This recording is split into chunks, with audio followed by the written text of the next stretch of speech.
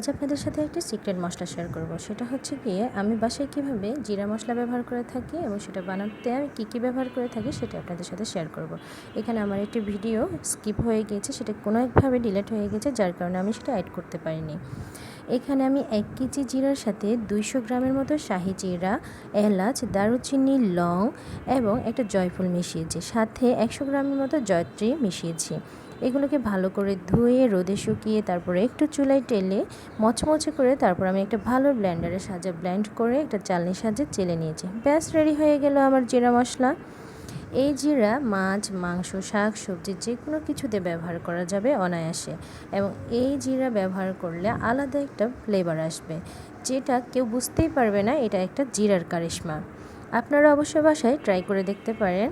আমি সারা বছর সম্পূর্ণ বাসায় তৈরি করা মশলাই ব্যবহার করে থাকি। যতই কষ্ট হোক তারপরেও আমি সবসময় চেষ্টা করি ঘরোয়া খাবার রান্না করার জন্য, বাইরে থেকে যেন মশলা কিনতে না হয়। আমি সবসময় বাসায় আমার মশলাগুলো বানিয়ে থাকি।